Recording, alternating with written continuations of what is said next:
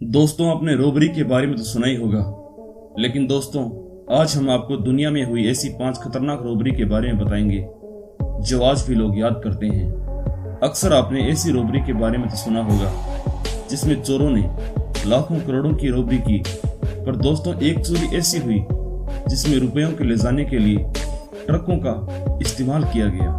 तो चलिए दोस्तों शुरू करते हैं।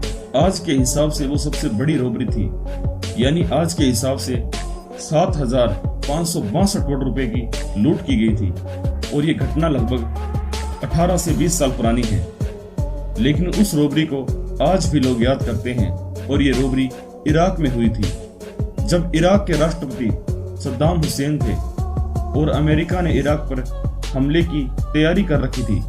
उसके कुछ घंटे पहले ही सद्दाम हुसैन का बेटा इराकी सेंट्रल बैंक पहुंचा और एक बैंक प्रमुख को एक पर्ची थमाई जिस पर लिखा था कि सुरक्षा कारणों से सभी पैसों को राष्ट्रपति ने दूसरी जगह ले जाने के लिए कहा है।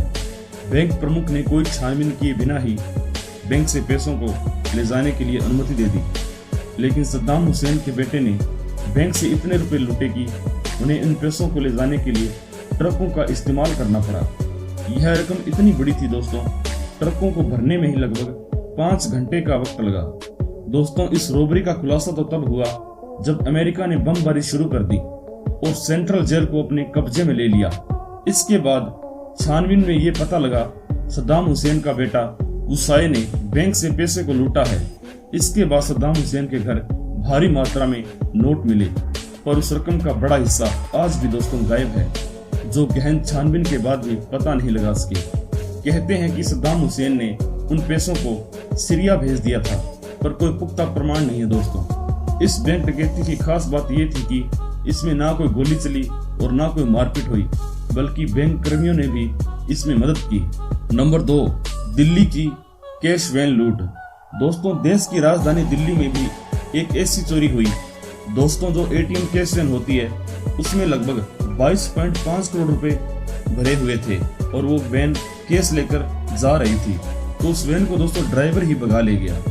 दरअसल हुआ यूं कि पैसे भरकर एक्सिस बैंक के वैन दिल्ली की विकासपुर स्थित ब्रांच से निकलने वाली थी कि गार्ड पेशाब करने के बहाने टॉयलेट चला गया। इतने में ड्राइवर भाई ने कैश वैन को ही भगा कर ले गया। दोस्तों क्या आपको मालूम थी ये? नंबर 3, सोनीपत में 100 करोड़ की बैंक रोबरी। दोस्तों अक्टूबर 2014 में गोहना में स्थित पंजाब नेशनल बैंक ब्रांच में डकैतों ने करीब 100 करोड़ की लूट की। इस दौरान उन्होंने बैंक में 9 लॉकर तोड़े। इस डकैती को अंजाम देने के लिए लुटेरों ने बैंक के स्ट्रॉन्ग रूम तक करीब 125 फीट लंबी और 2.5 फीट चौड़ी सुरंग खोदी। सुरंग उन्होंने इतनी सावधानी से खोदी थी कि किसी को भनक भी नहीं पड़ी और न ही किसी तार व पाइप को नुकसान पहुंचाया। हालांकि बाद में उन्हें पकड़ लिया गया, पर मुख्य आरोपी महिपाल ने आत्महत्या कर ली और लूट का ज्यादातर सोना उन्होंने बरामद कर लिया। Number 4, online robbery.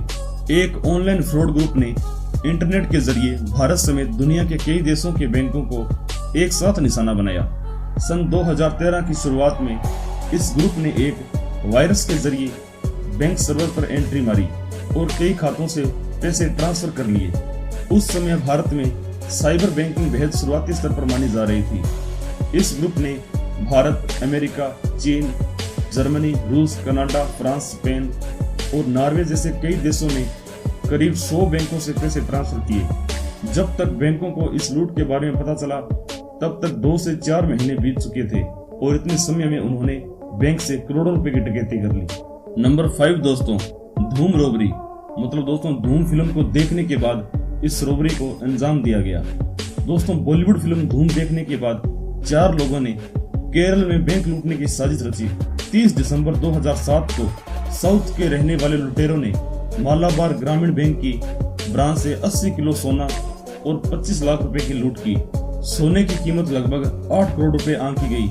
जांच में खुलासा हुआ कि जोसेफ नाम का आरोपी ने अपने 3 साथियों के साथ मिलकर बैंक के ठीक नीचे स्थित एक रेस्टोरेंट में कमरा किराए पर लिया और रविवार रात को कमरे की छत से बैंक के स्ट्रॉन्ग रूम में सेंध लगा ली। बाद में उन आरोपियों को गिरफ्तार कर लिया गया। दोस्तों ये चोरियां आपको कैसे लगी कमेंट में बताना जरूर, और हमारे चैनल को दोस्तों प्लीज सब्सक्राइब जरूर कर लीजिएगा। धन्यवाद दोस्तों।